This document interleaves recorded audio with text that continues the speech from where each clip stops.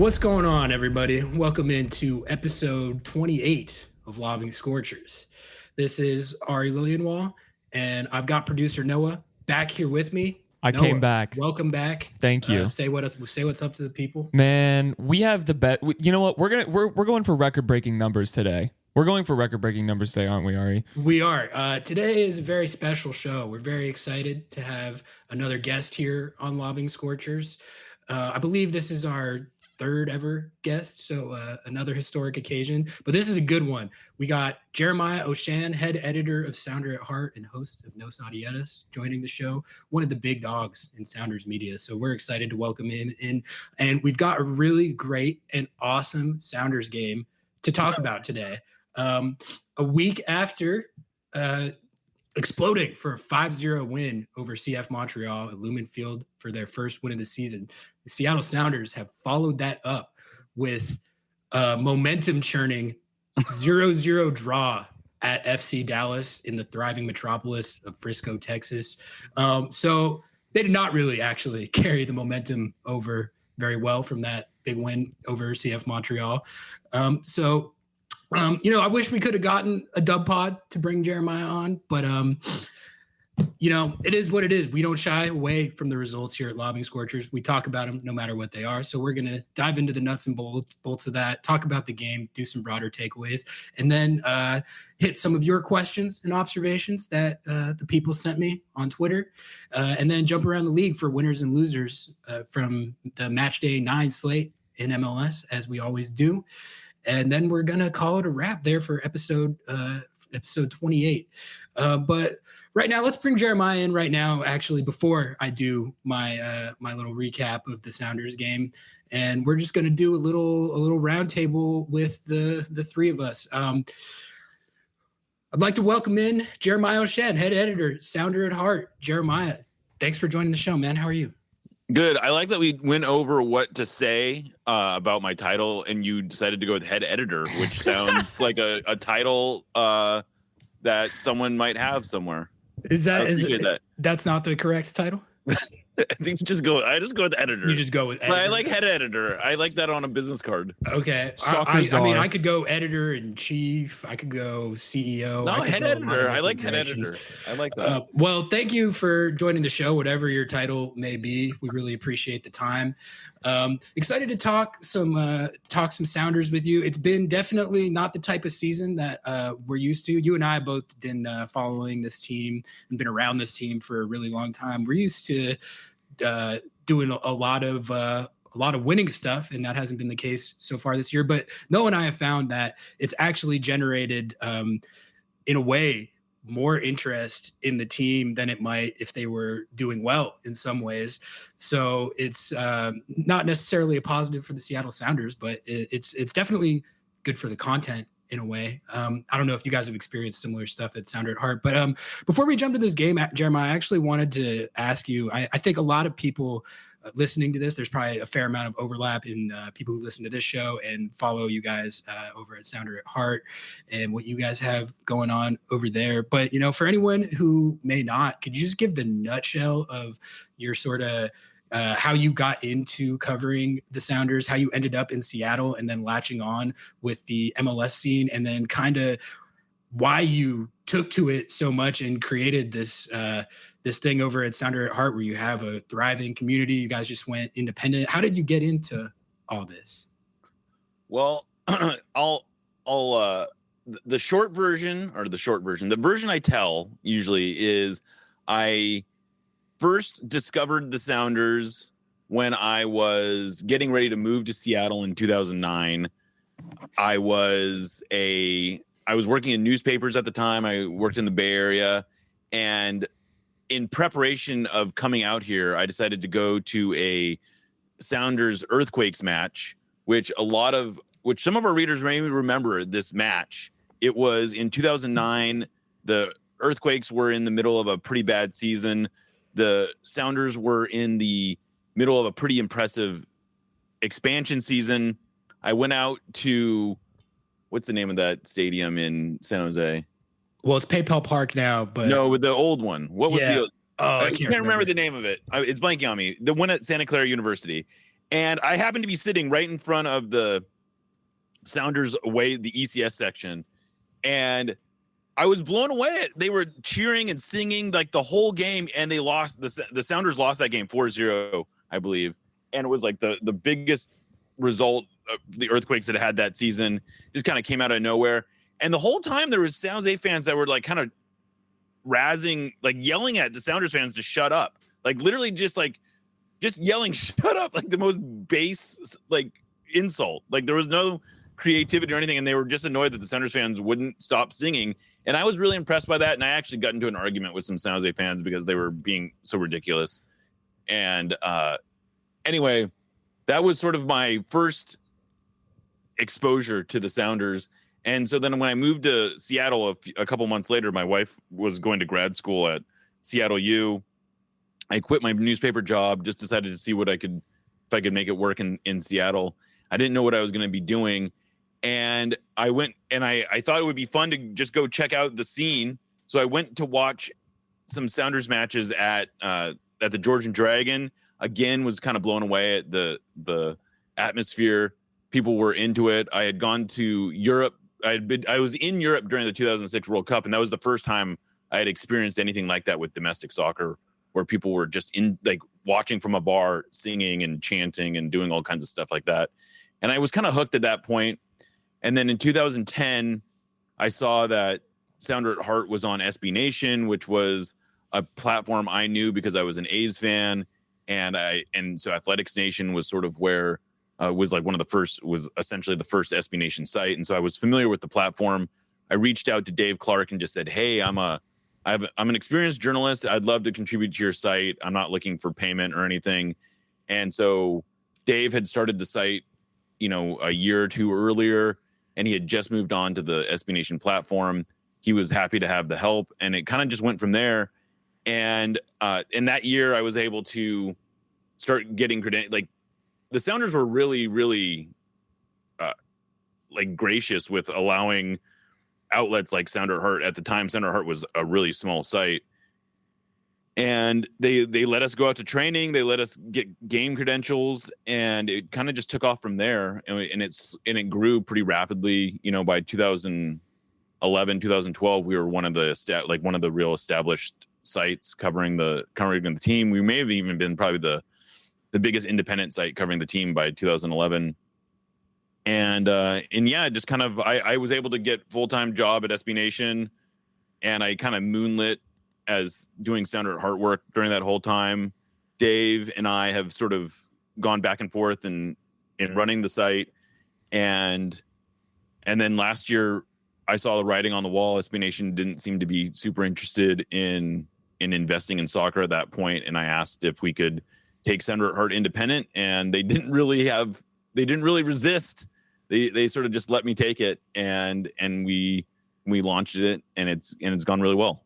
Yeah, it's been great to see you guys thrive after going independent. I kind of knew you would. I knew you had this baseline of a community that you guys were going to do well in that setup, but it's good. It's been kind of inspiring to see that in action, to be honest with you. Jeremiah, thanks for laying down that backstory.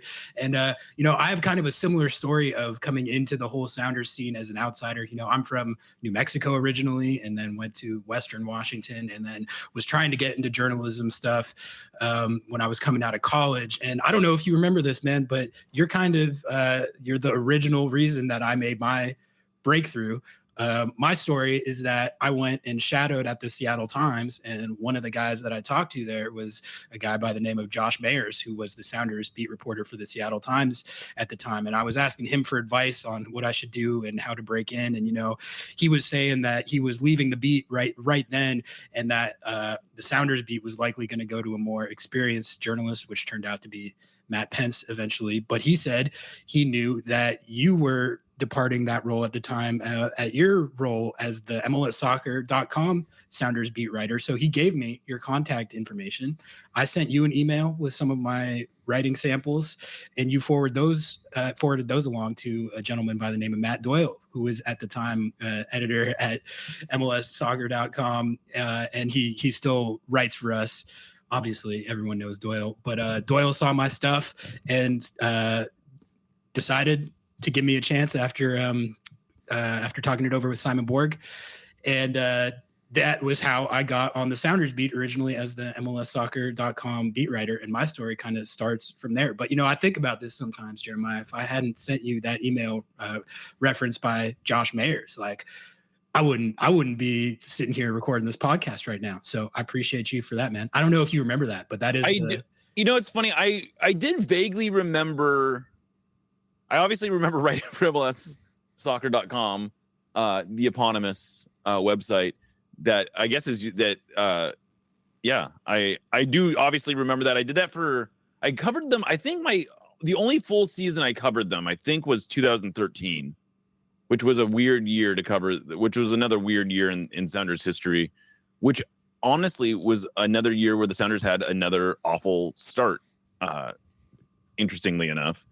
And I remember the first game I covered for them, and was the Casey Keller game in 2012. And then I guess I quit during the 2014 season because I got hired full-time by SB Nation. And I did remember sort of passing along. It's funny. I knew I had something to do with passing along your information. And I'm glad that I remember feeling like I gave a recommendation to hire you even. Yeah, I think you did. I don't know what it was based on. Well, it was based on I had done an internship at Seattle PI, and that's how I generated my writing samples. And they one of the things they let me do at that internship was be really hands-on and be sort of the Sounders guy, because the sports editor and the other sports reporter there at the time, they weren't super into the Sounders and MLS, and they let me cover a game. And I remember having the same reaction that you were talking about, like, oh my God, like this is incredible. Like I'm 100% down to be the guy while I'm interning here who just covers this team. And I was able to generate some really good samples through that. And I remember being very diligent and being like, okay, these need to be good because maybe I can leverage these into somehow latching on and covering this team, whether it's part-time or freelance, which the beat writing gig at MLS Soccer, that's what it is. But I just wanted some sort of in. So I remember really kind of trying to take seriously being the Sounders guy for the PI while I was the intern there. And I sent you those samples, and I think good. Well, yeah. I think I made a good call. I appreciate that. Yeah. And I definitely, I've always appreciated that recommendation, both from you and from Doyle and Simon, seeing my samples and giving me the chance. And I'd like to think I've taken it and ran with it. It is funny to think that Doyle was just editing random beat writer copy back in the day. I know. That is really funny to think about. Yeah. His role has certainly evolved over the years. He's a big, he's on Apple TV now. He's a big shot. He's definitely not editing my copy, which you're right. It's hilarious to think that that's what he was doing. I feel like he needs to bring back the March of the Match podcast that he was doing with Jonah Friedman. Oh, that's a throwback. Was Fairchow and Nick Rosano? Yeah, it was like they had a people are super into this content, I bet, but they had a San Francisco what do they call it? They had a San Francisco office, basically, that Doyle and Jonah Friedman and maybe Fairchow. I don't know if Fairchow was there or I not. visited that office. Yeah. Oh, okay. Yeah, and anyway, it was just like that was such a funny little endeavor that they cooked up. Oh man, this was a trip down memory lane. I don't know how many people are going to be into that, but I'm glad we laid it down because it was fun for me to take that trip down memory lane. And in all seriousness, I think there's nothing wrong with a little backstory and kind of diving into how we got here. I feel like I learned a little bit about your backstory right there that I didn't necessarily know. But let's get into the actual content here. We really don't have to. I mean, it wasn't that. Yeah, I mean, who cares? We owe everything to Buck Shaw Stadium. We owe everything to Buck Shaw Stadium. Buck Shaw Stadium. Because I do want to actually talk about the game and the team. This is way more interesting. Sure. I think, like I was saying, I think it's been an interesting season so far. So I'm curious to hear your perspective on it. I've been listening to No Sadietas. I always read post-game pontifications and Sounder at Heart and all that. Post-game pontifications, man, it's like my one of my post game rituals is definitely opening that up. I'm always looking forward to thank you. hearing what you have to say after these games, and especially this season where the season's not going particularly well. And I think I've found that a lot of people are very interested in diagnosing what's going wrong, which I think is totally fair. You know, when your team's in a situation like this with when they're in a really, really lackluster run of form, people want answers. So the latest game, 0-0 draw at FC Dallas in the thriving metropolis of Frisco, Texas. Back to scoring 0 after scoring 5 goals. And the first thing I'll say is that ordinarily 0-0 at FC Dallas is not that bad a result. In fact, there's a lot of scenarios where I think it's actually a pretty good result. The Sounders don't do well in Frisco historically. A lot of that, I think, is due to the unforgiving weather and oppressive heat that you often find down there, which theoretically, I don't think that was as much of an issue in this game, but it's just been a hard place over the years for Seattle to pull any sort of result. And I usually look at FC Dallas away as if you can get a point, smash and grab and get out of there, that's usually a pretty good result. But I think, unfortunately, with the context of how much the offense has struggled this season and just where they are on the table, this was not a good draw. It was not a good 0-0. And it felt like possibly a little bit like regression back to sort of the struggles that we've seen from the team this season, particularly in attack and dating back to last season, which Noah and I have talked about on the show ad nauseum. FC Dallas started this game off out on top of Seattle, I think, for the first about roughly 10 to 15 minutes of the game. And that's going to happen when you're the road team sometimes. And I thought Seattle, you know, the first test you need to pass in a road game like this is if the game state becomes a situation where the home team is on top of you for those first 10, 15 or 20 minutes, whatever it is of the game, you need to be able to weather that and get out of it without conceding. That's the first test you need to pass. And to Seattle's credit, they did pass that test. And I thought they took pretty good control of the game after that, but unfortunately, they couldn't score. There was a couple of big chances. Jordan Morris had a 1v1 where he beat the guy and sent in a really dangerous cross that no one could quite crash onto. That's one of the really good chances that comes to mind. And then I actually didn't see this one. I was doing I was doing my duties on the MLS soccer editorial desk, but apparently Christian Roldan missed a sitter. I mean, can anyone confirm or deny? Okay. So definitely missed a sitter. He definitely missed a sitter. So that sounds like it probably pumped up the XG a little bit. Anyway, I'm going to lay down my two biggest takeaways, just general takeaways. And then Jeremiah, I'll bring you in to get your thoughts both on the game and what you think of my takeaways. Okay. So I think my biggest takeaway from this game is, and we've talked about this a fair amount, but I want to see Cody Baker get more minutes. And it's not even about the Nuhu debate. I'm not really interested in rehashing the Nuhu debate this week. It feels like we do it every week, and it's fine. I get it. People get frustrated with Nuhu, and I don't begrudge anyone that. In fact, believe it or not, I feel many of those same frustrations when he is doing his thing in attack. You know, he had one shot in particular in this game where he lined it up right-footed from like 5 to 8 yards outside the box, which, like, in terms of low percentage shots in an MLS game, Nuhu lining up a right footer from that far outside the box is, I mean, that's about as low percentage as it gets. So, like, I get why people get annoyed with that stuff. But I think it's worth investigating whether there was causation to the correlation or whatever of how much better the offense looked against CF Montreal and the fact that Cody Baker was on the field. I think he is earning more minutes.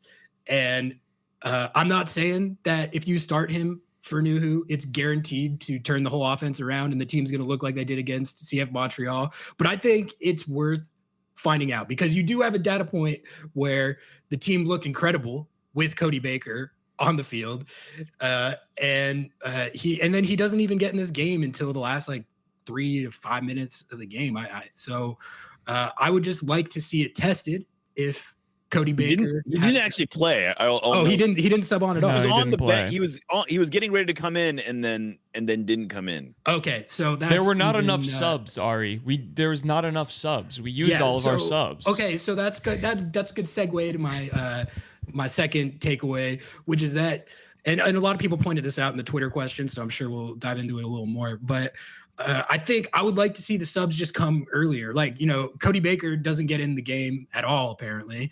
And like Danny Musovski, he subs in, what minute was it? 86th. Like 86th minute, Danny Musovski. Okay, that's and not Dylan really Tevez. enough time, especially for a forward to make an impact in the game. Like that needs to be, I would like to see it happen at more like 60 to 65. That gives him a nice, good little sample of minutes to try and actually make an impact in the game. If it's more like 70 to 75, that's still like 86, man. Like the Moose can't cook subbing on at 86. So I think I agree with the lineup that Schmetz rolled out. I agree with the reverting back to the 4-2-3-1. And I talked about this on the solo dub pod last week. Rui Diaz needs to be starting. But if you get to 60 to 65 and you're not scoring, I don't even care if the XG is cooking. Like, let Moose get on and actually have enough time to make an impact in the game. And the same thing with Cody Baker. Let him on earlier if you're not going to start him. So those were my two general takeaways from this 0-0 draw at FC Dallas. Jeremiah, what did you think of this game, and what do you think of my takeaways? I think your takeaways are totally legit. I shared I shared your frustrations in terms of the subs, and I guess we'll get into this a little bit later. But I asked Schmetzer about it, and it was kind of a funny answer because earlier in the podcast, or earlier in the interview, he opened Frank basically with the idea that he was disappointed with only getting 1 point, and that it felt like there were 3 points on the table for them. I agree with all that. But then when I asked about the lack of subs, and that, he had said he wanted to get Leo Chu on the field and do all these things, he kind of admitted that it was a little antithetical to his earlier belief that there was 3 points were there, but then he sort of got conservative and felt like, well, I don't want to blow this 1 point, which is a fair, look, if you can get a point on the road, I realize this is a game I think the Sounders should have been feeling like they could win, but you'll take a point on the road, right? And they haven't. I think their struggles in Dallas have sometimes been a little overblown. Their record there is not awful. They have a lot of ties there though, and recent ties especially, and yeah, you'll take that point. I don't understand the desire to let Rui Diaz play this deep into matches. I was just looking at his game log, and he has played at least 79 minutes in all but one of his starts, and he's only come out before the 85th minute, I think, twice, which is just not, that's not, I'm not seeing that. He looked good last week. He looked really good last week. I think you got to start him starting him at this point is almost a no-brainer, but you don't need to roll with him for 86 minutes the way he did in this one. He was really ineffective. This is maybe his most ineffective game all season. He only had one shot. It was from distance. He's not getting into the box. He's not, playing him in behind is sort of like a pointless endeavor. He does some positive things, but you don't like Musovski has the energy. He's shown that he can be productive. I think you got to pull him out much closer to 80, maybe even 75 minutes. I just don't see the point in rolling with him as long as they rolled with him. And, whatever, we'll probably get into the Nuhu thing later, but it is, it's hard to ignore that they scored 5 goals last week without him on the pitch. And they felt like they had to play him 90 minutes in this one. I don't quite get that. I think there are definitely fair questions to ask about the sub patterns. I think I won't say that's my biggest takeaway because it feels a little obvious to just say sub earlier because it's like the easiest thing you can do to second guess. But I just think the idea that they were controlling the game in the second half, but they weren't creating chances. They only had one shot in the whole second half. It came relatively early in the second half. It was a great chance. That was the Jordan Morris header that he was sort of screened a little bit, and so he didn't get as clean of a look as he probably would have liked. But it was a great chance. They probably should have scored there. They probably should have scored on. They definitely should have scored that rolled on sitter. It was an absolute sitter. He basically, if he sticks out his left foot, that goes in the net. Instead, he tried to right foot it, and he kind of whiffed on it. I thought Morris's chance early on was a really good chance. It was a shot. It wasn't a cross, and the goalkeeper made a really nice save to keep it out. In fact, even after he saved it, I thought it was still going to go in just because of the way he hit it. But they had their looks. I just think they got way too conservative down the stretch. They had players on the bench. It wasn't like it was, not to harp on a lobbing scorcher's favorite, but it wasn't like Paul Rothrock was the only option they had to bring off the bench. They had plenty of firepower, players that could have potentially changed this game. I don't even think Paul Rothrock was on the bench. Oh, he wasn't? No, because I think he had played for Tacoma or something. Oh, okay. Yeah, there you go. We've talked a lot about Paul Rothrock on this show, but we've talked a lot about Moose on this show too. And I think I was talking about Cody Baker earning his minutes. I think Moose has earned his minutes here as well.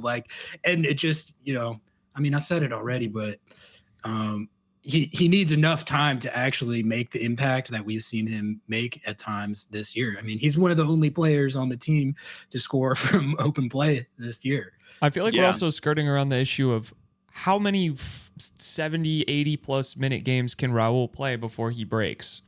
Yeah, I think that's a total, even if you take, I think that's a more sympathetic view of it, is for his own good. It's not even about whether or not you trust. It's literally for his own good. How long are you going to let him keep playing? Again, last week, I think is a little different of a situation. The Sounders were controlling that match. He had 11 shots in that game. I think that might be a Sounders record. I was never able to confirm that, but he could have had 3 or 4 goals easily last week. He looked great. Let him play. If he wants to play 90 minutes last week, great. Leave him on the field. This week, he was a complete opposite performance. He was ineffective. I think he only had 12 touches in the second half. Only 3 of those came after the 65th minute. This is not a guy that needed to be on the field. He just didn't need to be on the field. Yeah, he especially the circumstances of it being in a away game. Yeah, there's a million reasons to not have him on the field. Yeah, late in that game. He had 0 for 2 accurate long balls. He went 16 for 21 on passing.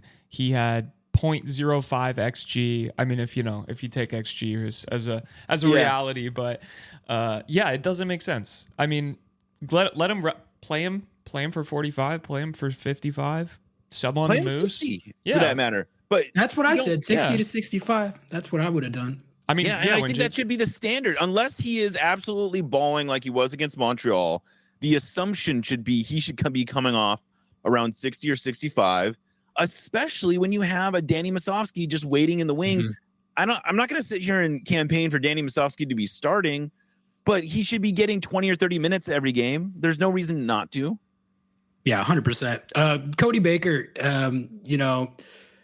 what do you think of the season he's had so far? Do you agree that it's worth starting him or at least giving him more minutes? And do you think, to your eye, was the improved performance versus Montreal attributable to Cody Baker's presence on the field, like a lot of people seem to think? I'm not as sure about that. I think he played really well, but I don't know if you can definitively say that the reason that the offense looked that good was specifically because it was Cody Baker on the field and not New. I don't know about that. What do you think, Jeremiah?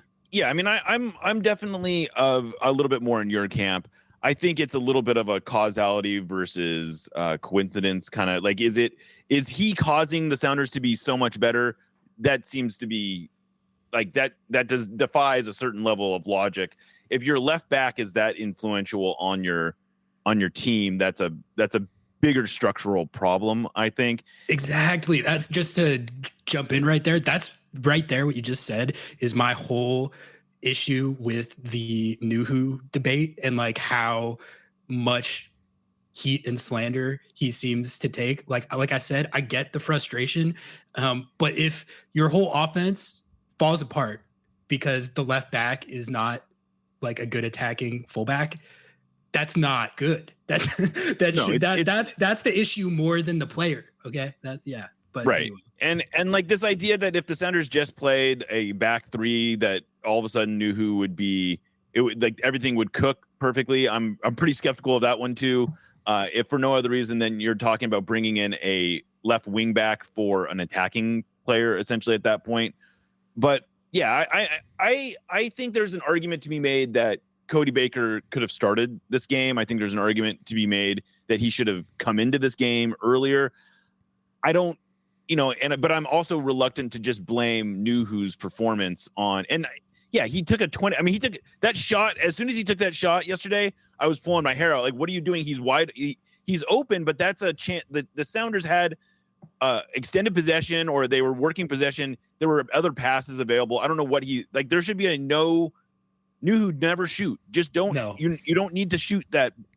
You've never scored that. We started a little bit in the stands one day. Just like every time he'd pass, we'd just cheer. It was like, you completed a pass, King. Thank you. But he does, and the thing that's frustrating is he does, like even if you look at the first 10 minutes or whatever of the Montreal game, he actually was doing some positive things. He pushed into the attack several times where he broke pressure, and he was, I think he was effective. I'm willing to believe that the Sounders might have had a good game regardless of his presence on there. And defensively, he's mostly a very good player. I think we can overstate how good he is defensively, but I guess what I'm saying is I would like to see more Cody Baker, even though I don't believe that Cody Baker is what's the singular variable that's going to turn everything around. It's worth investigating. I think, you do have this example of the team looking amazing when Cody Baker was on the field. And, I did want to address one thing about that, which is that, after the Montreal game, there was a fair amount of talk of, well, that result is categorically meaningless because CF Montreal are a bad team, and therefore beating them doesn't count or doesn't matter.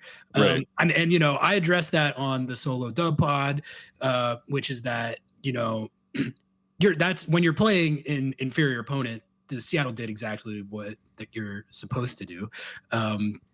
So I gave them credit for that, and I stand by it. But also, you want to know what CF Montreal did this week? They beat FC Cincinnati, who won the Supporter Shield last year and were top of the table, looking like Shield contenders again this year. So I don't think they're a super great team, but if they were so bad that it's so easy to beat them by 5 goals, then why didn't FC Cincinnati do it? Well, Montreal's also been blown out exactly one time this year. So yeah, and that's the other thing. They actually they won away at Inter Miami, who I didn't have Messi in that game, but they're still obviously loaded. They're not so bad that you can just look at a 5-0 victory over them and just categorically dismiss it because they're the worst team of all time. They're not the worst team of all time. So I just wanted to. They're probably a playoff team. I would at this point expect them to make the playoffs. So I said last week that I expect them to miss the playoffs, but and I don't want to get too caught up in week to week results of this early in the season. But I could totally see them making the playoffs in the East. It seems like Courtois, their new coach, is pretty good and knows what he's doing, which is two things that Hernan Losada, their last coach, I'm skeptical that he knew what he was doing. So they have a coach who knows what he's doing. They have Joseph Martinez, bammed a goal against FC Cincinnati, who, if they get a second life from Joseph, that'd be huge for them. But anyway, not a CF Montreal pod, but the Seattle's win over Montreal was not this super easy Mickey Mouse win that a lot of the discourse made it out to be in the aftermath. But I guess let's talk about the Vancouver Whitecaps a little bit, because that's who's coming up next. They're coming to Lumen Field for match day 10, and this is not necessarily the time you want to be playing the Vancouver Whitecaps. This has been one of the best teams in the league this year. They were top of the West until last night when they lost 3-1 at BC Place to the LA Galaxy, which we're going to talk about that game in the winners and losers section. But the LA Galaxy are also one of the best teams in the league right now. So that was really a clash of early season heavyweights, which is a little bit funny to be using the term heavyweight with the Vancouver Whitecaps. But I think they have kind of earned that moniker a little bit early in the season here. This looks like a really good team. I really like their roster when I look at it. It seems like they've done a great job of finding building blocks, specifically Ryan Gauld and Brian White in attack. And it seems like they've improved a lot on defense. And they're coming to town, and they're not going to show any mercy. This is a rivalry game. They have one of the better attacking teams in the league right now. They're going to feel like they can beat a vulnerable Seattle team. So I don't know. When I look at this game, I kind of like Vancouver here. I don't know about you guys. Jeremiah, have you watched much Whitecaps this year? And just kind of what are your feelings going into this game coming off the Dallas game? Well, I'll start by saying that I had Vancouver as my second team in the West going into the season. I thought I thought the Sounders were going to win the West. I don't know if I probably wouldn't predict that today, but I did really like the Whitecaps coming into this season. I think they play an attractive brand of soccer. Vanni Sartini is a fun coach. I think he has a great sort of perspective on life and the game. And so it's fun to see them doing well. I do think they're vulnerable. Like they're not going to be shutting any, like the Sounders should feel like they can score some goals in this game. Although I don't know, it will be very funny if they have 2 wins against 2 Canadian sides and they go they're winless against California teams this year. That would be a weird symmetry, but or pointless against California teams so far. I don't know. I always give the Sounders a good, better than 50-50 chance of winning at home. The Whitecaps do not have a great history of success in Seattle. That's true. So I would think there's plenty of reasons to think the Sounders can win this game. I'm not going into feeling like they're going to get played off the park. And frankly, for as frustrating as the results have been this year for the Sounders, I think you can say in every game that there have been 1 or 2 plays that ultimately kept them from getting a better result. It's not like they are getting outclassed by anyone. They've made some dumb mistakes. They've failed to convert some convertible chances. And in that way, I thought the Dallas game was very emblematic of their entire season, which is you can see the promise. You can see how close they are to putting it together, that they still haven't put it together on a consistent basis going, 7 games into the season is what's really frustrating. And so all of that, I give the Sounders a good chance in this one. I think it's probably as good of a time as any to play Vancouver, just because they are coming off a frustrating result. Maybe they don't strike me as the most they're not coming into this game feeling like, oh, that was a blip and we are oozing with confidence, because they frankly haven't really won much over their entire history. I know they won the Canadian Championship last year, but they are not a team that has a long history of success. They don't have a roster full of players who are brimming with confidence, that they in self-belief, that they just know that any hiccup is going to be picked up the next week. So it's probably as good of a time as any to face the Whitecaps, but they're a very good team. They could easily win this game, but I don't know. I still feel I give the Sounders a better than 50% chance to pull it out. Yeah, see, I don't know. I feel like what happened in the Galaxy game, I was watching that game, and oh man, it was a good game. It was the game that I was looking forward to the most, because you had these 2 teams that are both top of the West right now, and they were going at it. And so the Galaxy ended up winning 3-1, but it was a close game. It was a competitive game. The Galaxy were up 1-0 kind of deep into the second half, and then the Whitecaps get a Brian White equalizer off a set piece, and then the Galaxy scored 2 between the 80th and the 82nd minute. I'm going to talk about that game because I had some takeaways on that game in the next section. But I don't know. I feel like even with that loss, the Whitecaps, their vibes, I think they're feeling good about themselves right now. And with Seattle looking as vulnerable as they are, I think they're going to go into this game feeling like it's not going to be one of those games where, as the road team, they're going to be looking at a point as the goal. I think Vandy Sartini is going to have them going in this game trying to get all 3 points. Noah, if you have the questions pulled up, let's get into those now, and we'll talk about some of the questions, takes, and observations that came from you, the people, and then we'll do winners and losers from match day 10 in MLS before we get out of here. But yeah, right now, let's dive into some of your questions and see what you guys all thought about the 0-0 draw at FC Dallas and the state of the team. Noah, go ahead and fire away. And Jeremiah, if you want to jump in on these, by all means, feel free to answer some of these as well with your thoughts. Lob your scorchers, perhaps. Yes. I think the biggest question that we got today, so I'm just going to kind of mush this one all together. Well. Yeah, I'm going to regenerate my own question also because I'm interested in hearing this. There was just a lot of discourse around Cody Baker, which I know we touched on, but I wanted to just read the Nuhu stat line from the last game and then kind of plop that in everyone's memory, and then we can pontificate around if, that would have made a difference. On attack, Nuhu was 0 for 1 on shots. He was 3 for 3 on successful dribbles. Can't speak today. 0 for 2 on accurate crosses and 3 for 6 on accurate long balls. And then in defense, he went 0 for 1 on tackles, had 1 clearance, 1 headed clearance, and then went 5 and 8 on ground duels and 0 for 2 on aerial duels. And in my own analysis, minus the stat eye test, looked to not be getting back as normal.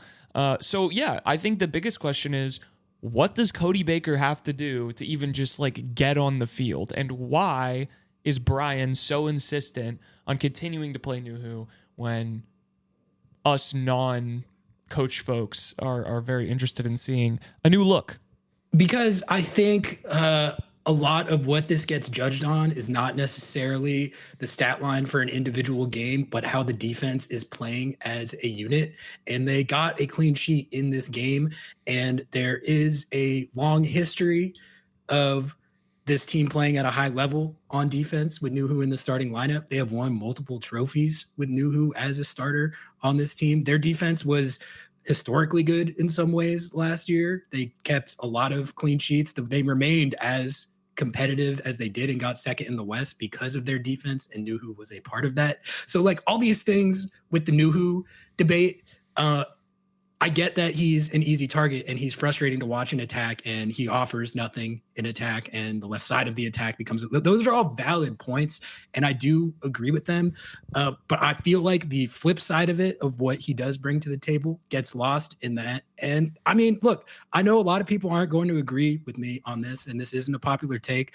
I don't really care. I think he gets scapegoated in some ways for while all the issues that people bring up about him are very valid, and I understand the frustration, the defense in general is just it's not the problem with this team. It's not. The defense was great last year. I think it's been mostly good this year with some individual unfortunate concessions and definitely some mistakes that Nuhu has made in defense. And I would even grant that he has regressed a little bit in defense in his defending. At least so far this year. But for me, when I look at a 0-0 draw where the problem was that they couldn't score again, I just don't care really that much about the left back's stat line. I don't really care if there was a couple individual errors that he made that led to chances on the other end in a game where they kept a clean sheet. I'm much more concerned about the offense than the defense. That's my take on the Nuhu discourse coming out of this game. I guess to piggyback on that, if we're going to pick on one of the fullbacks in terms of the contributions they had to this game, I think the Sounders clearly rely on their fullbacks for a lot of the touches. I mean, both Nuhu and Alex Roldan frequently rank pretty highly, if not leading the team in touches per game. But they really do need Alex to produce offense. And he was great against Montreal. He was, I guess, fine against Dallas, but he didn't do much going forward. And I think that's really where they need to be able to inject a little bit more life into the offense from one of those positions. And if they're not getting anything, and frankly, Christian didn't do a whole lot in this game either. Christian had that absolute sitter. He had one decent cross or one good cross that probably should have set up a goal for Jordan Morris, but really wasn't as involved as the Sounders need him to be. I'm a little bit more concerned with his play, with Christian's play. I'm a little bit more concerned with the reluctance to sub out Raul Ruidiaz. And I think that those are probably bigger issues than whether or not it's Cody Baker or Nuhu at left back.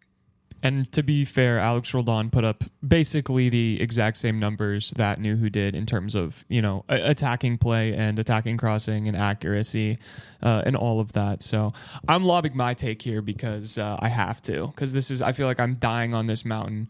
But it's more than just like, it's more than just the, the stats and all of that. I just think that the vibes of Nuhu being in that role is so weird. And like you were saying, Jeremiah, the touching, like having the most touches come out of your wingbacks and your fullbacks and all of that, you need someone who, when they're making a play on the ball, they could actually be successful in moving the ball. Like you were talking about earlier, again, like instead of just passing the ball off when you've held extended possession and we know that you can be successful pinging the ball around and moving and kind of breaking apart that defense, when you have a player who is moving the ball forward at as high of a percentage as he is and Roldan is, they need to be good at that. And when you have Cody Baker, someone who maybe what you lose in gelling of the defense and of like knowledge when it comes to one-on-one defending or whatever people might want to say as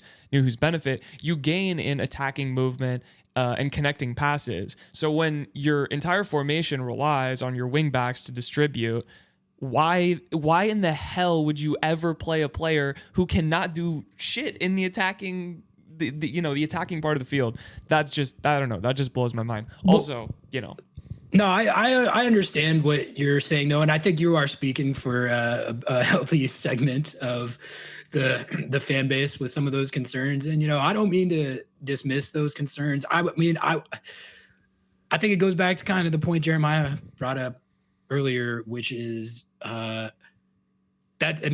strikes me just as an over reliance on the left back for offensive output. Like if you have a player with Nuhu's skill set that he doesn't bring those things to the table, then it's incumbent on the coaches and the players to adjust and find different ways of generating offense that don't rely on a player doing stuff that's outside of his skill set. I just don't think the system's bad necessarily. I think it's like you have pieces to plug the holes. Why not try it? Or like I said, I've been pro giving Cody Baker more minutes for kind of exactly that reason. I just don't really see it as like it's not a Nuhu slander issue for me. It's just about trying something different. The drum has been banged and we move on. It will continue to be banged. Don't you worry. Regression back to the mean. This team is still floundering. Question statement. We're sending that one off to Ari. I kind of said that the last game was a Sporting Kansas City-esque from the season before where they bammed and then look how the season turned out. Probably too early to tell, but I'm sending that off into the ether. It's too early to tell if this is. That's what we're going to find out in the next few weeks. Okay, they have another game coming up against Vancouver. If they go out and score a bunch of goals and win that game, then I don't think we'll be as certain that this is regression back to their previous issues. But if they go out these next few weeks and the offense looks exactly the same and they're scoring 0 to 1 goals per game and they're not taking the necessary results they need to go up the table, then yeah, I mean, unfortunately, that's how we'll probably look back on this game. And the CF Montreal game will look like an outlier, but you can't say that really, I don't think, based off this one game. Jeremiah? No comment? Yeah, I mean, I don't think it's too much to say that this is one. It's part of a narrative for sure that the Sounders are underperforming what we want them to be doing.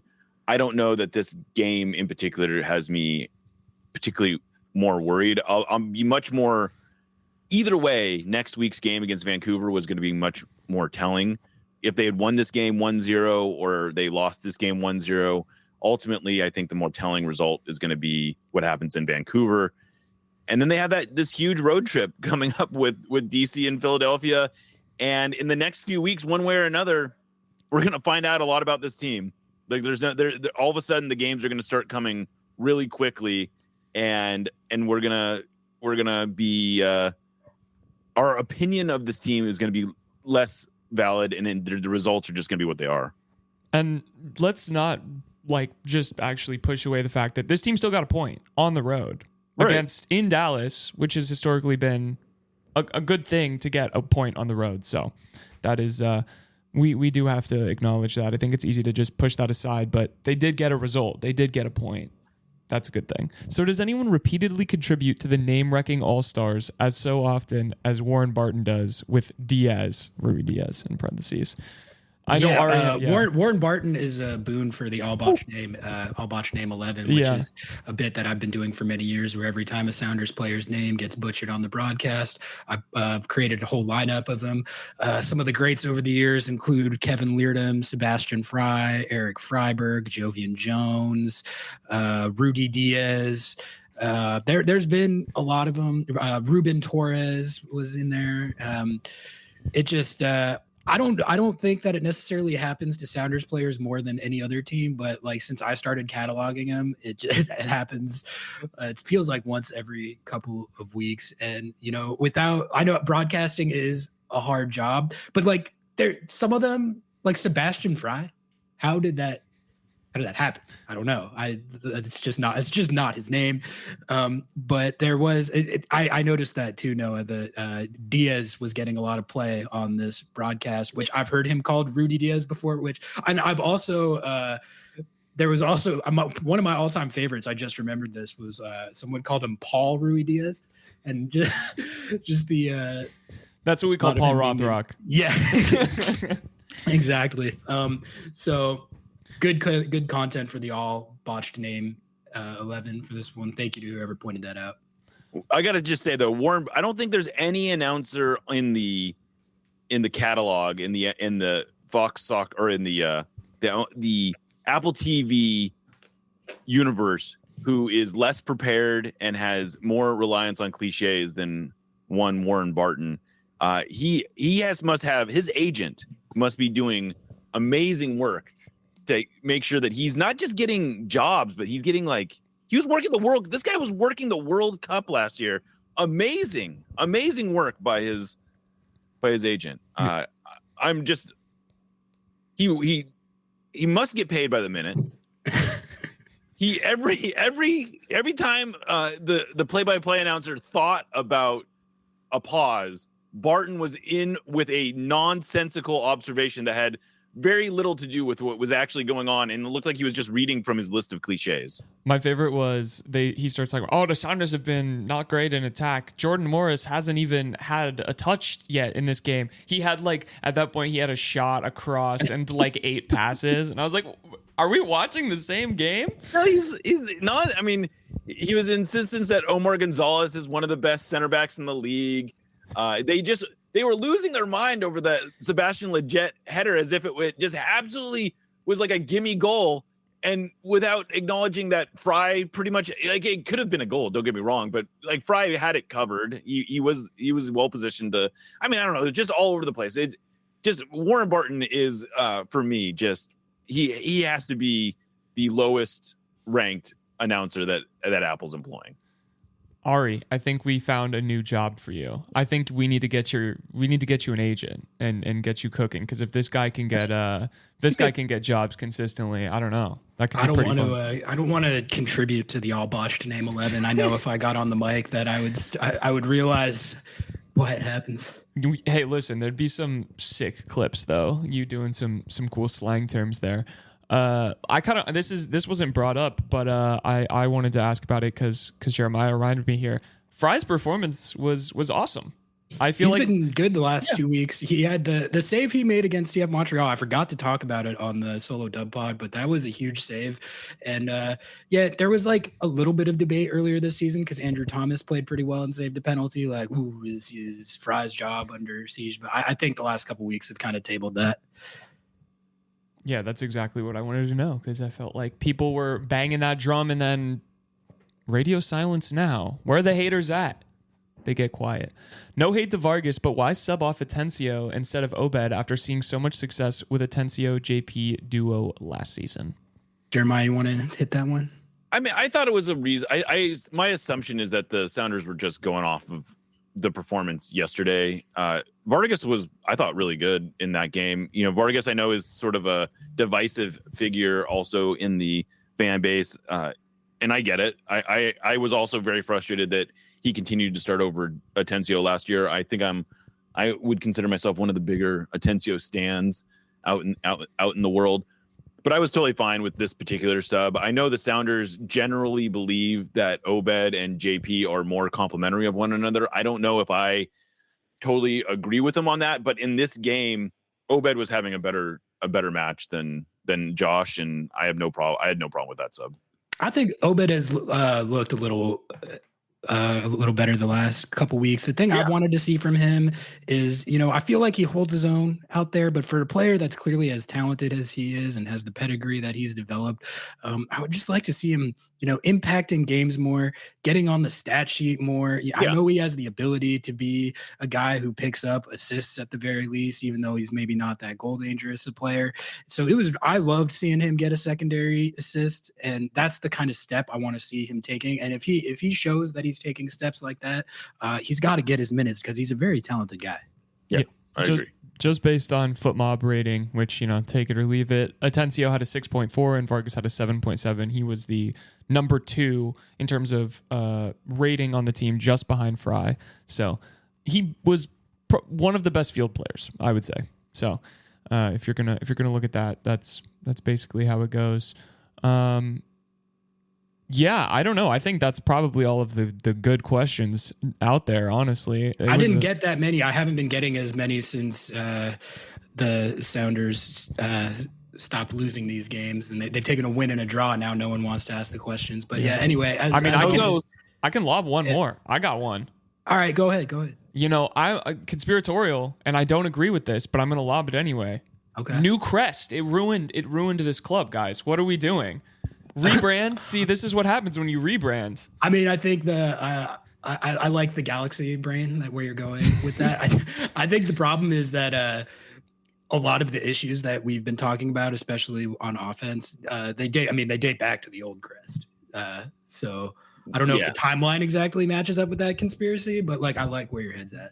I also, selfishly, I was one of the biggest drum bangers on getting rid of the old crest, and so I feel like I have a lot invested in rejecting this theory, totally selfishly. So I'm gonna just not even gonna pay attention. People gave me so much. I dug in on the Olympic white curse back in the day, and people like to throw all kinds of other stuff at me as a refutation, as if I really believed there was an actual curse on this thing. And so this has been a popular thing that I've heard. But no, I'm fully rejecting the crest change as a cause.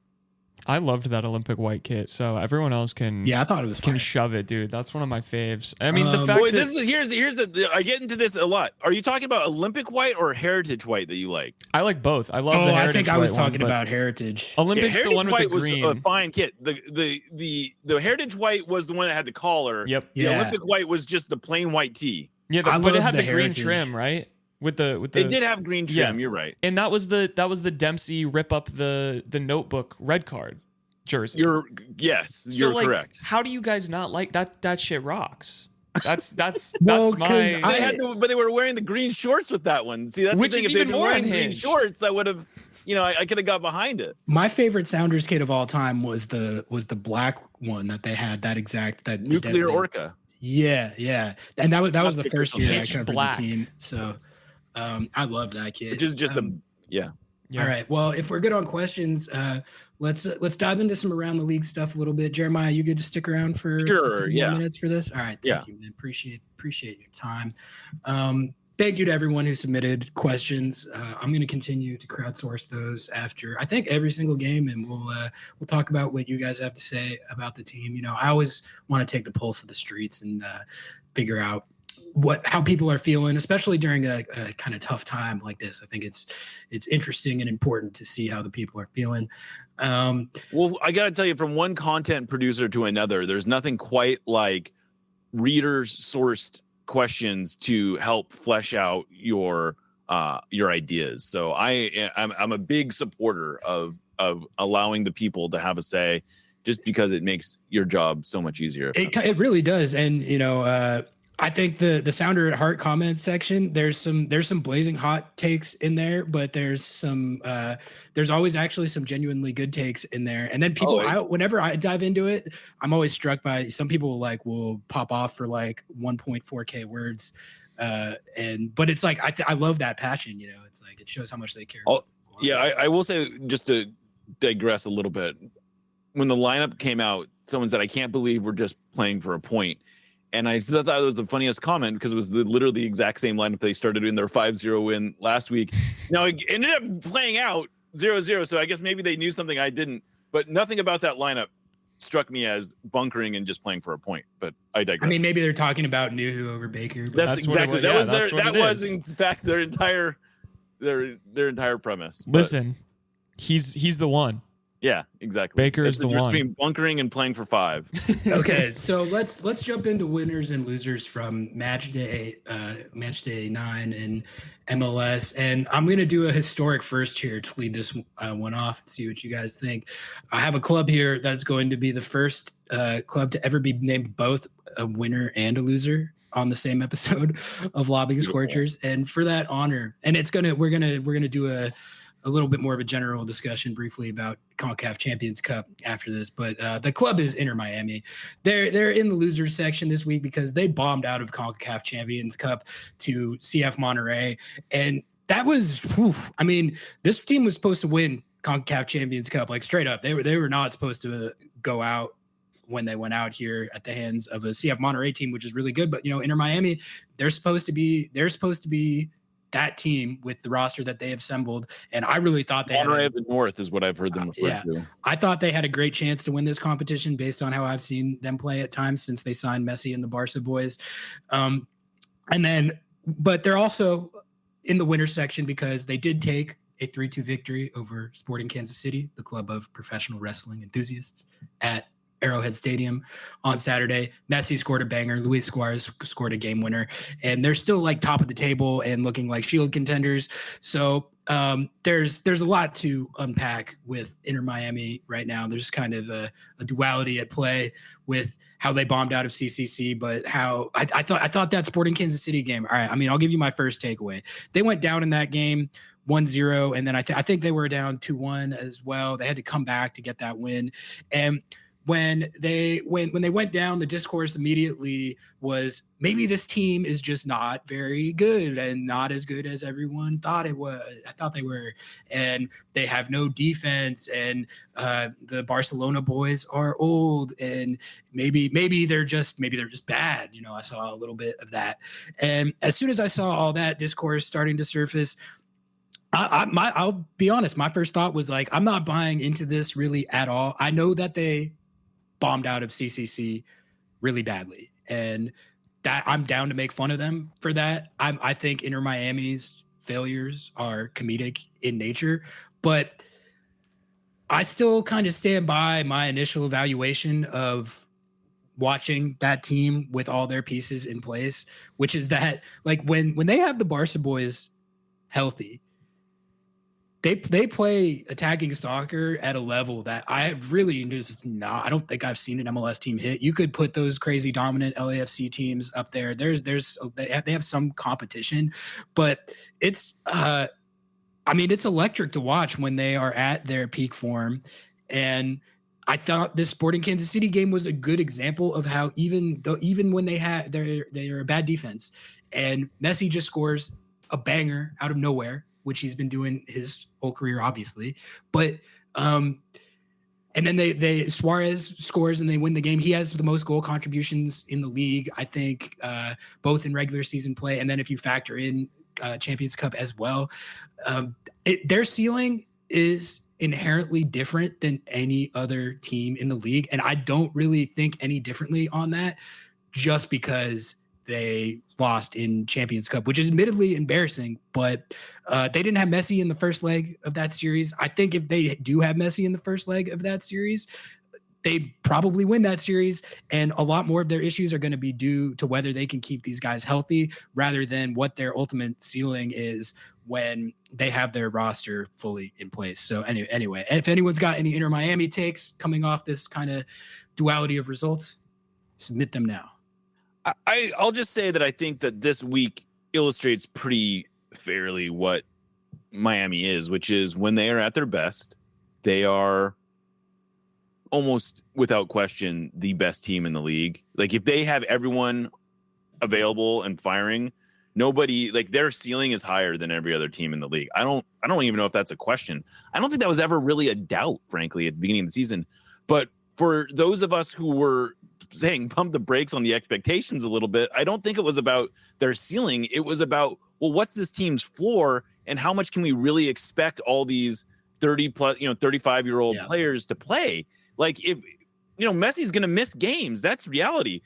Luis Suarez, no one doubts that this is one of the most talented players in MLS history, but how many minutes can he really be expected to play? How many minutes can Sergio Busquets be expected? How many minutes, Jordi Alba is basically playing every minute of every game, it seems like.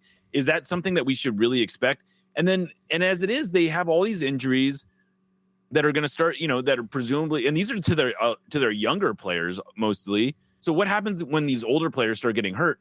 I think that's really what the questions are. And I just think that makes their floor a little lower than sometimes the pundits at certain places like to pretend. But Messi was unstoppable. He had an amazing goal and an amazing assist yesterday. What are you gonna do? I mean, the guy is he's the best player to ever play the game. He looked like it. His goal in that game, it's just like it's so tough because him more than any other player that's ever played the game, you need to close him out right there. But if you just look at where he's at on the field, like it must be 25 yards out. He's so far out. Like as a defender, it must just be such like a psychological hurdle to think that has any chance of putting up a high percentage shot from that spot on the field, and then he just makes it like more times than not. I don't know. It's the first time that I've really been watching most of Messi's games like live because when he's on Barcelona and playing for PSG, I'm not watching those games live. I see the highlights, but now it's the first time I've consistently watched him live, and it's really just it is amazing to watch. I do love watching it, and I would say it's lived up to what we thought it could be in that way, even though, like you said, like the issues they're dealing with keeping all these guys on the field enough to reach their ceiling and reach the expectations people had for him, that's real. And that I don't think they're going to. I was kind of thinking of it as they need those guys to be playing 75-80% of the available minutes, or at least somewhere maybe more like 70-75, but that they need them to be carrying a huge load this year. And at their age, I don't know if they can do that. But it's a good segue into the other thing I wanted to talk about with this, which is that MLS teams in general they're really not doing well in Champions Cup this year. The Columbus Crew are still in it, but everyone else is bombed out. The results are super lopsided against Liga MX clubs. And there's been some talk from the pundits, including our friends over the Athletic, that the talk of progress in the aftermath of Seattle's victory in this competition in 2022 was overblown, and that the breakthrough evidently only occurred because the Seattle Sounders were afforded an easy path to CONCACAF Champions League, as it was known back then, glory, which, that's an opinion that some people might hold. But, it's funny, as someone who's invested in the Seattle side of all this, I'm just kind of sitting back watching everybody crash and burn and kind of feeling like, it's a pretty hard competition to win, isn't it? It's not for everybody. It's not easy. There is no easy path in CONCACAF Champions Cup. That doesn't exist. Okay, just as a concept, I'll say that I've covered countless of these games at this point. Most of the runs that I covered with Seattle in it did not end particularly well. Every single year, I watch teams bomb out of this competition, and the New England Revolution lost their series 9-2 on aggregate. Wait, but I thought they were one of the best teams in the league. Our friends at the Athletic, our friends at the Athletic had them. It was one of the league's better sides. The New England Revolution, unfortunately, lost 9-2 on aggregate in their CONCACAF Champions Cup what was series. that? What were they even basing that on? Their Supporter Shield 2 years ago? No, it was based on the fact that they were a good team last year, but they weren't. They were okay. They were like barely. They were. I don't know. Than the Sounders. Yeah, whoa. I don't really know about that team. They have Bobby Wood. Okay. They have Bobby Wood. They do have Bobby Wood. They have respect. Carlos Hill. Maybe that's what the take was from. I don't know. I'm not here to litigate what the takes from our friends at the Athletic. Even though I just did. But I'm here for that. I'm here for just that. To finish my thought here. It's just it kind of. I think it paints Seattle's accomplishment in an even more positive light watching all this. And after the Revs got crashed out, this is what I was going to hit on. Caleb Porter, he's basically like, this is unfair. They have 11 DPs out there. How am I supposed to compete with this? Like that, this is ridiculous. How much and there's all this talk about the roster rules and regulations needing to be relaxed for MLS clubs. Tata said the same thing in this competition. And that's why Inter Miami got knocked out. And, I'm sitting here like, well, then how did Seattle win it? How did Seattle win it? If it's impossible to win because every Liga MX team has 11 DPs and the roster rules and regulations are such that it's not a level playing field. How did Seattle win it? And I'm not even saying that because I disagree that the roster rules and regulations need to be relaxed to make it a more level playing field and more realistic for MLS teams to compete consistently. I'm just saying a team did win it. Caleb Porter's talking about how it's impossible because they have 11 DPs. I don't know. Seattle won it. Someone else go win one. Anyway, that's kind of my take on that discourse. What do you guys think? I feel like if you want to say that any team had an easy path to win it, why are we not talking about 2020 when LAFC literally got to play every single one of their games in the US and never once had to go to Mexico and then still absolutely bottled the final? Great point. Phenomenal. Noah, you don't hit very often, but you cooked on that. What are we talking about? It's this article was just absolutely, and I get it. Like Jeremiah was talking about, I think before we even started recording, it was a throwaway line, but this shit is just so dumb. What are you talking about? It is. It's just dumb. Like you said, there are no easy paths to Champions League. If you want to say that the Sounders had an easier path than the Crew would potentially have this year, I would be willing to accept that. The Crew are going to go through. If the Crew win Champions League this year, first of all, that's going to blow a lot of narratives out of the water that MLSs can't compete. Blah blah blah blah.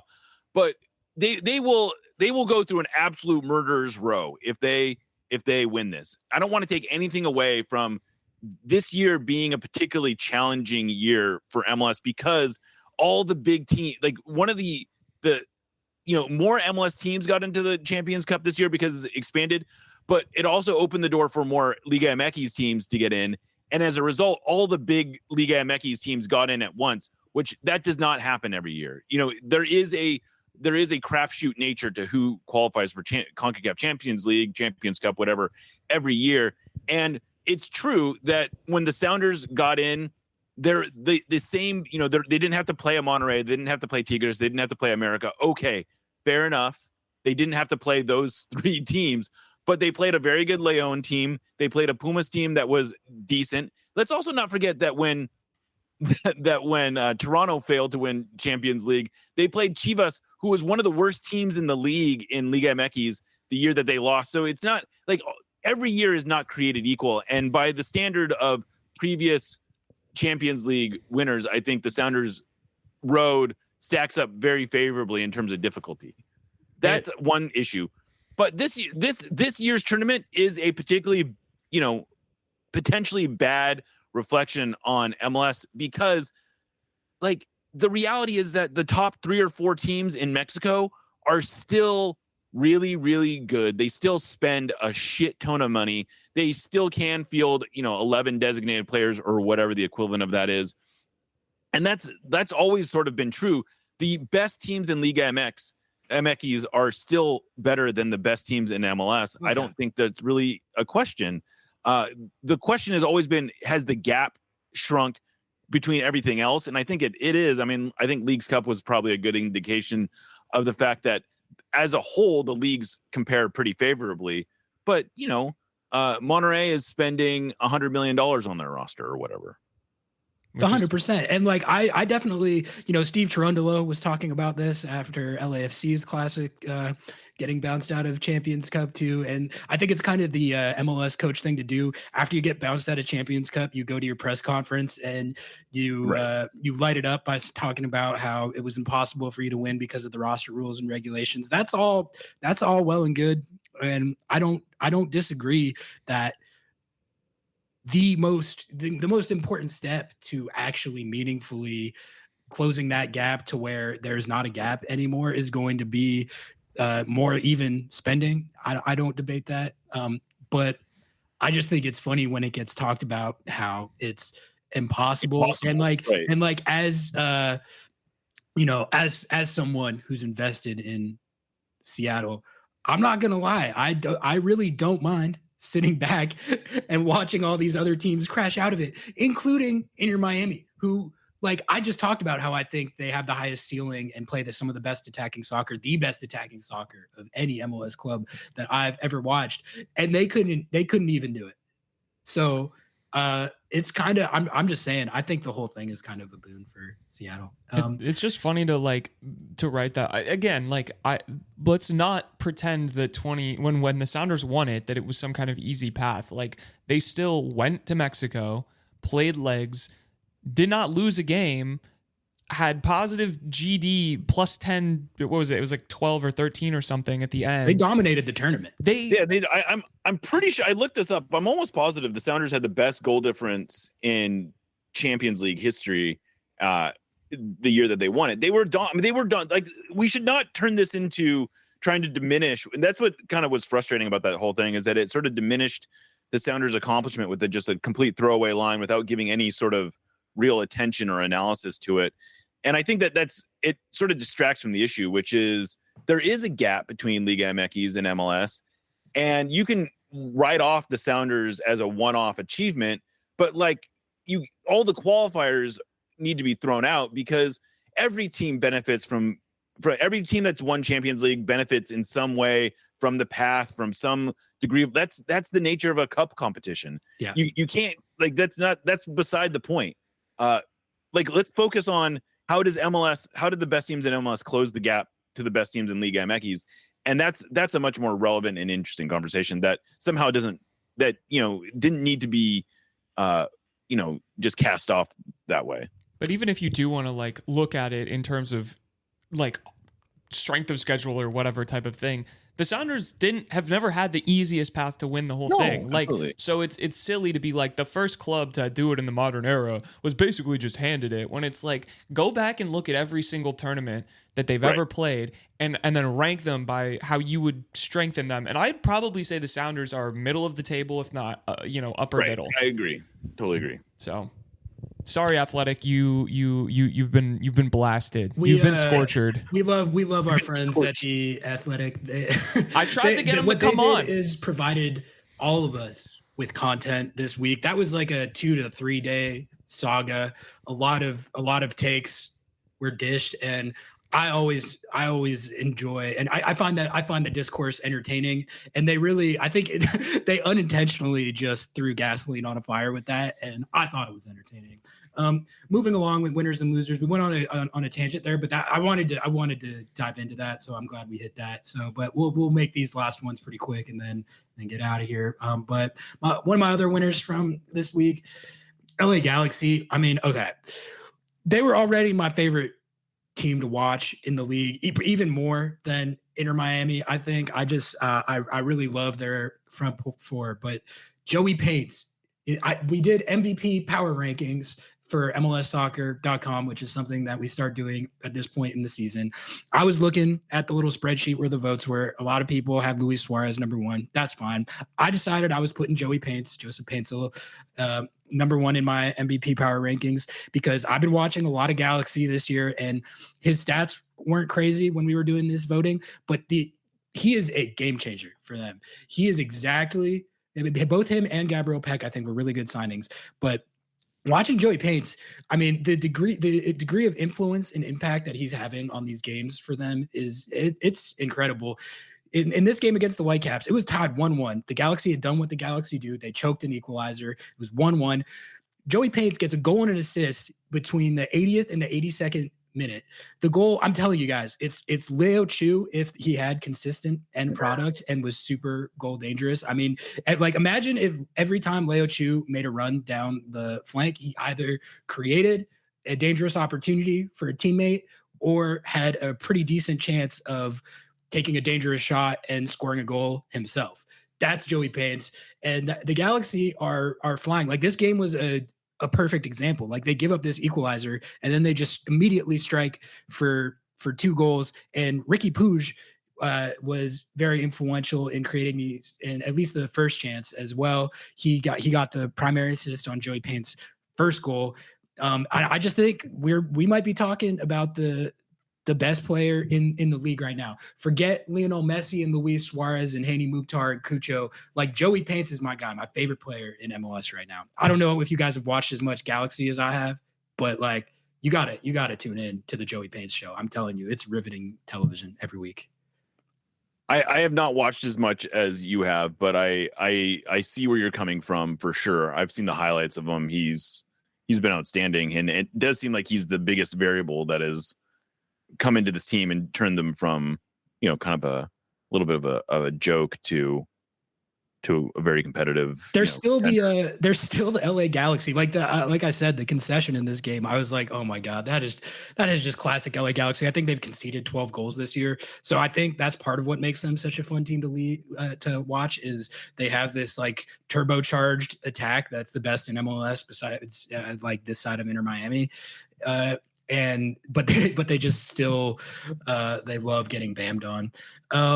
My last winner for the week, I'm giving it to Orlando City. They got a 3-2 comeback victory at DC United.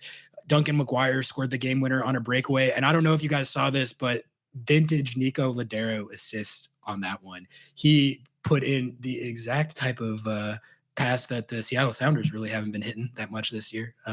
But in all seriousness, it was a great through ball from Nico to find Duncan McGuire making that run, just like he and Jordan Morris used to do at Lumen Field. Orlando City, they were left for dead, and there was a lot of talk about Oscar Pereira maybe being on the hot seat. I don't know if this signifies that they're completely out of the woods. They might still be bad, but for this week, they have a good result, and some of the talk about the demise of Orlando City can subside. They had a really good year last year. They were second in the Shield standings and looked just so bad to start this year. They've been in the losers section of this segment a couple times, so they needed to get this win, and they got a good game winner from Duncan McGuire. Moving on to the losers section, I'm putting both the Timbers and LAFC in here after their 2-2 draw at Providence Park. It was a 2-2 draw, but both teams really lost this game. Portland choked the lead, and then LAFC couldn't win the game after the Timbers goalkeeper, Maxime Crepeau, who used to play for LAFC, he gets a red card with a ton of time left in this game. It was in like the 50th minute or somewhere around there. And LAFC, they immediately tied it 2-2 on the ensuing free kick. And then they can't score another goal playing up a man for 40 plus minutes against 10-man Portland. So really, both these teams deserve to be in the losers section for that. LAFC, you got to win that game. Portland, you can't be getting a red card like that. Like really, like a goalkeeper red card is never ideal, but like with that much time left and in the scenario where Maxime Crepeau got it, I don't know. Did you guys watch that game and any thoughts on that? I didn't really watch the game, but I saw the highlights of the red card, and it was like one of these comical situations where he's lucky that he didn't give up a penalty as well. He literally he it's not like he was trying to win the ball and he missed it. He had already not won the ball and just kicked out at the attacker. It was like a comical red card. Like, what are you doing? Like, what in the world are you doing? And now, why are you complaining? What is it that you're complaining about? That it wasn't a penalty? Because it was as close to being a penalty as it could have possibly been. Bouanga's foot was on the line, I think. Like, that could have been. I mean, it was like I said, it was as close to being a penalty as you can get without it actually being called a penalty. He's very, if it had been, I think it was one of those ones where it had been called a penalty. I don't know that VAR would have been able to overturn it because it was so close to the penalty area. It was, I don't know. That was, the Timbers are going through something right now. Their results are so all over the place. Obviously last week they came back from 3-0 down, but they were down 3-0 to begin with. They're giving up goals in absolute bunches. We shouldn't be casting stones, I suppose, at a glass house or whatever. Yeah, I don't care. Go ahead. And cast.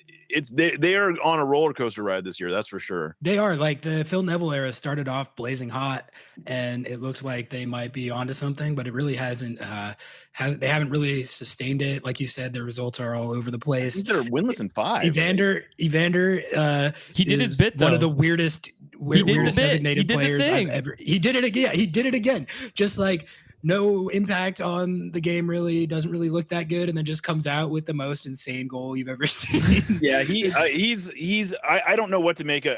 I was convinced for a long time last year that he was bad. I don't think he's bad. He's clearly got a lot of ability in him. He scores some amazing goals, but he just disappears for long stretches of games. I don't know. I don't know what to make of him. I really do. I think it's one of the weirder MLS players I've ever seen. Moving on. We'll do my final 2 losers and losers of the week here. I got FC Cincinnati in here. They went to CF Montreal, which, it's a Eastern Conference road game, not necessarily the easiest thing. I don't think CF Montreal is as bad as they showed in their loss to Seattle. I talked about that. But FC Cincinnati, I mean, you won the Shield last year.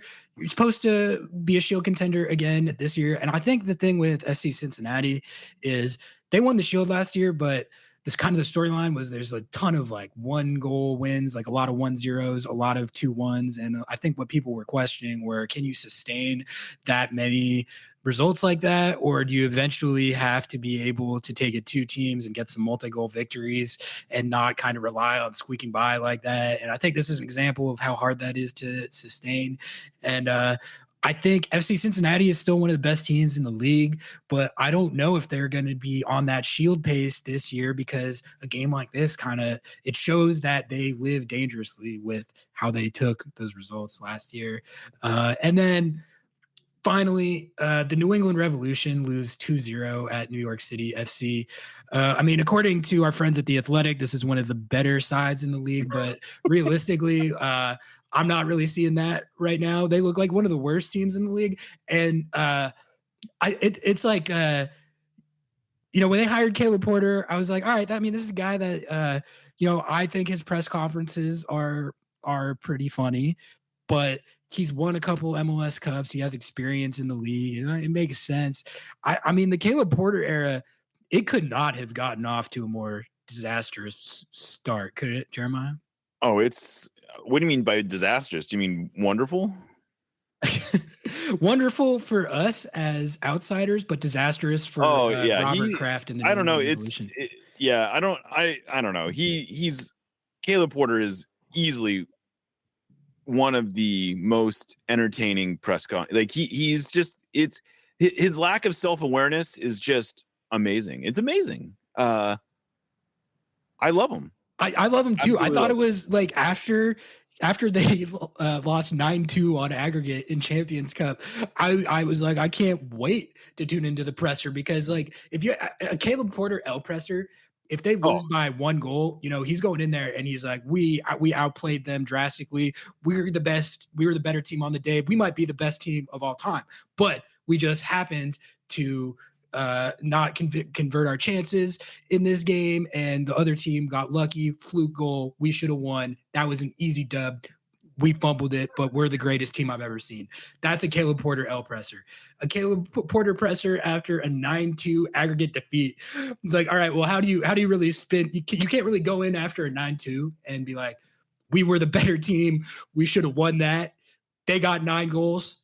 We got 2, but that we're a great team and we should have won. So I was curious how he was going to how he was going to rationalize that. And then he was popping off about how they had 11 DPs and it was impossible to win. And he really, it lived up. Like, I hope they don't fire him because I love a Caleb Porter L presser, Caleb Porter presser in general, but like with the Revs as bad as they look, it's going to be a really fun season of Caleb Porter content. Oh yeah. Yeah. That's all I had for the week, guys. So I think we can wrap it right there. We went long on that one, but it was a special show. We had Jeremiah Oshan from not that the editor of Sounder at Heart and host of Nos Adietas joining us, laying down takes for like an hour and a half here. So I really hope everyone enjoyed the content. Jeremiah, thanks you so much for the time, man. We really appreciate it. Oh, thank you for having me. I am a listener. I got to tell you, I don't know if I catch literally every episode, but I catch most of them. I think you guys do great work here. I'm a big fan of both of yours, and don't be shy. I had a lot of fun. Hell yeah. We're glad you came. We appreciate that, man. And yeah, I consume all the Sounder at Heart content as well. You guys do great work over there. I think most people know where to find Sounder at Heart and Nos Adietas. But is there anything you want to plug or tell people who may not know about where to find you, or any promo like that you want to sneak in before we head out here? Yes, sounderetheart.com. I just will say, we moved to a reader-supported model in August, and it's gone really well. But I really hope people appreciate that in order for, the robust independent media that we have here in Seattle to thrive, we have to support it. And, there are multiple entry points to Sounder at Heart. We tried to make it as affordable as possible while still making financial sense. But I will give, if there's one plug I want to give, we have a very active Discord community that is a private Discord community, and it's been a lot of fun. You don't get access to that at the basic level. There's a higher tier of membership you need to be in there. But we have like almost 500 people that are in that community. If people want to really support Sounder at Heart, it's a great place to go hang out. And otherwise, I hope people keep consuming Sounder at Heart, as well as all the other awesome media like this one, like, the Seattle Times, like as much as I hate to admit it, MLSsoccer.com does it's play a very website. important role in our ecosystem. So yeah, no, I definitely, if anyone's listening to this who isn't subscribed to Sounder at Heart, go subscribe to Sounder at Heart, support local independent soccer media. And we're going to call that right here for episode 28 of Lobbing Scorchers. Many thanks to Jeremiah Oshan from Sounder at Heart for coming on and laying down takes. And many thanks to all you all, as always, who listen to this show. We're seeing phenomenal growth with our downloads here at Lobbing Scorchers, and we you just love to see it, Noah. I love to see our stats on the uptick like that. And we hope to continue that trend, and it wouldn't be possible without all you guys who tune in every week, so much appreciated. And we're gonna call it right there for this episode. Noah, go ahead. Open invitation if anyone wants to toss a little sponsorship our way. We're open for sponsorship business. We're putting up stats here. Okay, we'll share our numbers. If anyone has a product to plug, we will show for you. But we're gonna call it right there for episode 28. Until next time, we out. Peace.